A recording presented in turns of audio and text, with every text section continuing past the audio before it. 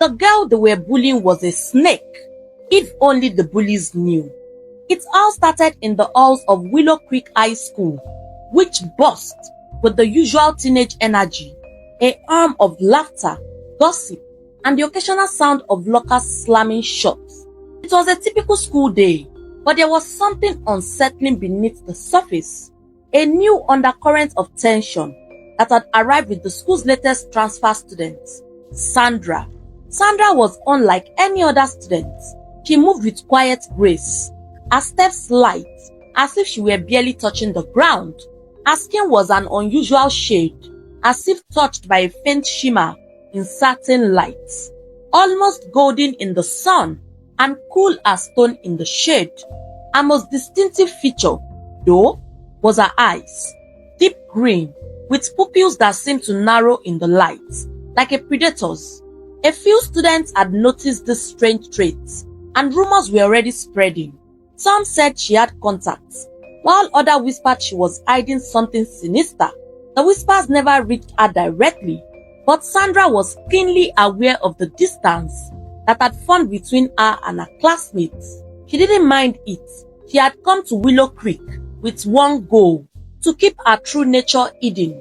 Her grandmother, the one person in the world who understood her, had warned her about the dangers of exposure. Sandra came from an ancient lineage, a bloodline touched by the spirits of snakes. It was a heritage that ran in her family, passed down from mother to daughter, and Sandra had been the next in line to receive the gifts, or curse, as she sometimes thought of it. While she could blend in with humans, there was a part of her that was always coiled, tense, waiting. Keeping that part hidden was both a survival instinct and a necessity. Her grandmother, the only one who knew the full truth, had raised her to move through the world like a shadow, unseen and untouched. Stay unnoticed, Sandra. Her grandmother had said, let them think you are odd if they must, but don't let them see the truth. She added, at first, things were relatively smooth. Sandra kept to herself, sitting alone at lunch and focusing on her studies. She didn't make an effort to speak with others, and while some students cast her curious glances, no one seemed particularly inclined to reach out. That was until Sabrina noticed. Sabrina was everything Sandra wasn't: loud, confident, and obsessed with maintaining her position as the queen bee. With her stylish clothes, flawless hair, and circle of friends that seemed to orbit her like planets around the sun, Sabrina was untouchable. She knew it, and she thrived on the control that she had over her peers. To Sabrina, Sandra was an oddity, a strange, quiet girl who didn't seem to understand the social rules that governed Willow Creek High, and for that, Sabrina despised her. It started subtly at first, with Sabrina and her friends making snide remarks whenever Sandra walked by. He's like so weird. Have you seen her eyes? Have you seen the color? Sabrina would say, her voice just loud enough to be heard, setting off giggles from her friends. Sandra felt the sting of their words, but forced herself to remain calm. She had endured worse, and would endure this too. But Sabrina wasn't one to leave things half finished. She began to escalate her attacks, knocking Sandra's book from her hands as she passed in the hallways, sticking her with ridiculous nicknames like Lizard Girl or Creepy Sandra. Sandra tried to ignore it, focusing on her grandmother's words of caution. She knew that the anger simmering in her veins was dangerous, that it had the potential to awaken something that could not be easily controlled. Still, every time Sabrina shoved her, every mocking whisper, every look of disgust made it harder to keep her true self contained. One day, Sabrina decided to make her disdain even more public. As Sandra was walking to her locker, Sabrina and her friends cornered her, blocking her path. Sabrina's eyes sparkled with a cruel excitement, as though she had been waiting for this moment. "Hello, green eyes," Sabrina sneered, her voice dripping with mockery. "Where are your other coven members? Or do you slither alone?" Her friends burst into laughter, their voices sharp and piercing. Sandra felt her hands tighten around the straps of her backpack, her pulse quickening. She could feel the surge of something cold and ancient stirring within her, a presence that eased softly, urging her to let go, to transform into a snake figure. Sandra's expression remained calm, but inwardly, she was struggling to keep her control. Her vision sharpened, and she was acutely aware of Sabrina's scent, the distinct smell of perfume mingling with something sour, something that her serpent instincts identified as fear, masked by arrogance. She could see the quickened beats of Sabrina's pulse in her neck, the slight trembling of her fingers. She took a slow breath, steadying herself. Not yet, she thought. Not yet. She wasn't ready to risk everything. Not over Sabrina, not over something so petty. With one last look into Sabrina's eyes, Sandra stepped aside, moving past her and disappearing down the hallway. Sabrina and her friends continued to laugh, mocking her, but Sandra was already focused on something deeper. She could feel her inner self written beneath her skin, a quiet promise of what she could unleash if she truly wanted to. So, she just had to walk away. As she walked away, she made a silent vow. If Sabrina pushed her too far, if her cruelty went beyond words and small acts of bullying, she would finally allow herself to strike. But for now, she would bide her time, letting the tension coil within her, waiting for the moment when her patience would snap and her true nature would be revealed in the shadows. Sandra thought about the bullying. It didn't start suddenly. It built up over weeks, a quiet, insidious escalation that crept into Sandra's life, like a poison she could neither identify nor stop. Sabrina, the self-proclaimed Queen Bee of Willow Creek High School, was always watching for an opportunity to establish her dominance. She had marked Sandra as a target the moment the strange, quiet girl walked into the school, and she intended to make Sandra's life as difficult as possible. Sometimes, Sabrina would swing her backpack just wide enough to hit Sandra's shoulder as she passed by, muttering a sarcastic oops. Before smirking over her shoulder, Sandra kept her head down, gripping her books tightly, telling herself it would pass. Her grandmother's words echoed in her mind, reminding her to keep calm, stay unnoticed, not to let her true nature show. She had kept herself hidden for years. She could endure this too, Sandra said to herself. But Sabrina's torment only grew worse. The whispers and casual bumps soon turned into something more calculated. Sabrina enlisted two of her closest friends, Carly and Beth, who were more than happy to join in.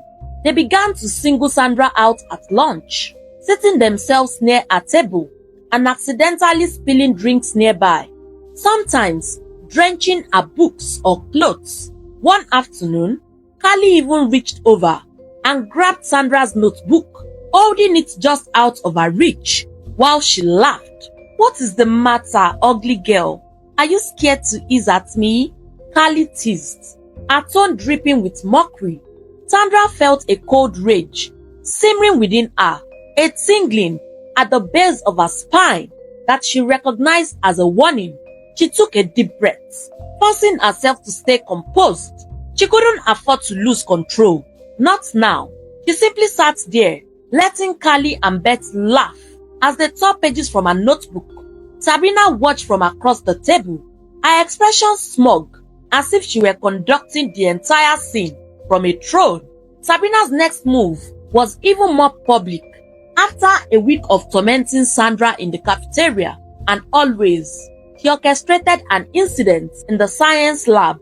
Sandra was carefully setting up her materials for an experiment when Sabrina bumped into her, knocking the equipment to the floor. Glass shattered, chemicals spilled, and Sabrina feigned shock, raising her voice for everyone to hear. "Sandra, can't you be more careful?" Or are your scaly hands too clumsy for basic science? She mocked. The other students laughed, and Sandra clenched her fists, feeling the urge to strike. She could see Sabrina smirk, the glint of triumph in her eyes, daring her to react. She forced herself to stay still, to keep her emotions in check, but her pulse was racing, and she knew she was close to her breaking point. She could feel the familiar prickling sensation that signaled the transformation lurking beneath her skin, ready to emerge. That evening, Sandra returned home in a silent rage. Her body tense and her mind racing. Her grandmother noticed, her sharp eyes catching the telltale signs, the narrowed pupils, the faint shimmer under Sandra's skin. She gently took Sandra's hands, her voice soft but firm. "You must not give in, Sandra. They are not worth it." "I know, grandmother," Sandra replied, her voice a strained whisper. "But it is getting harder. They are pushing me." Her grandmother gave her a solemn look, nodding as if she understood. "Patience, my child," her grandmother said always. The next day, Sabrina upped her game once again, determined to humiliate Sandra in front of the entire school.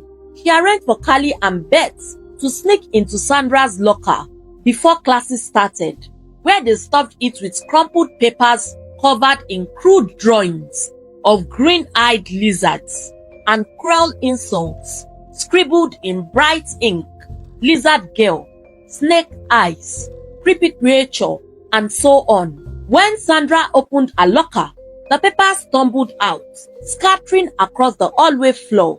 The other students laughed and pointed, some whispering in amusement, others openly mocking her. Sandra stared at the mess, her vision blurring as anger welled up inside of her. She felt something slithering just beneath her skin, a cold pulsing force, urging her to release it, to let go and strike. But she held back, forcing herself to close her locker calmly, picking up the papers one by one with a strange measured grace. Sabrina watched from the crowd, her arms crossed, a self-satisfying smirk playing on her lips. This was exactly the reaction she had wanted, a display of power over Sandra, a public humiliation that solidified her own dominance. But as Sandra gathered the last of the papers and straightened, she looked up, her eyes locking onto Sabrina's with an intensity that made the queen bee falter for just a moment. For the first time, Sabrina felt a strange chill run down her spine, although she quickly shook it off. But Sandra's gaze lingered, unblinking, unflinching, a quiet warning that went unspoken. Sandra turned and walked away, but inside, she felt something shift. She knew that patience could only stretch so far, that there would come a time when her restraints would snap, and when that moment arrived, Sabrina and her friends would finally see what they had been toying with. As she walked down the hallway, Sandra's hand brushed against her arm, feeling the faint scales that had started to emerge. She was starting to turn to a snake figure. The rain had cleared by afternoon, leaving behind damp, glistening pavements and puddles that reflected the grey sky. Sandra moved through the school's courtyard, her mind focused on her grandmother's words of caution and control. But the laughter that followed her wherever she went was particularly loud today, and she felt an uneasy sense of being watched. Just as she passed the fountain at the center of the schoolyard, she felt a hard shove from behind. She stumbled forward, her shoes splashing into a large puddle, mud splattering up her legs and onto her school bag. The laughter swelled, and she turned. Sabrina was there, standing with a hand on her hip and a look of smug satisfaction on her face. "Look out, ugly girl," Sabrina taunted, loud enough for everyone nearby to hear. "Wouldn't you want to get back into the mud where you belong?" Her voice dripped with sarcasm, and her friends, Carly and Beth, cackled in delight, adding their own mocking comments. As they circled her like vultures, Sandra pulled herself up, adjusted her bag, and walked away without a word, ignoring the laughter that echoed behind her. She could feel their eyes on her as she left, but she didn't turn back. Later that day, when the school was emptying out, Sandra slipped around the side of the building, her senses keen, her focus sharp. She had finally had enough, and she was going to teach Sabrina a lesson. She saw Sabrina heading toward the back exit alone, her friends nowhere in sight, leaving her vulnerable and unsuspecting. The late afternoon shadows stretched long across the ground, perfect for hiding. Sandra felt the cold, coiling energy stir inside of her, ready to emerge. And this time, she didn't hold back. She welcomed it. Her transformation into a snake form was swift. She sank into the shadows, her body elongating, her skin cooling, her senses sharpening. As she shed her human form, she moved silently, her serpentine body gliding over the damp grass, her green eyes fixed on her target. Sabrina's back was to her, and Sandra's instinct took over. Every fiber of her being focused on the strike. In one swift, precise movement, Sandra lunged forward, her fangs sinking into Sabrina's exposed ankle. The bite was quick, and the venom took hold almost immediately. Sabrina let out a strangled cry, stumbling forward as she felt a sharp burning pain shoot up her leg. She whirled around, her eyes wide with panic, but saw nothing but empty air and shadows.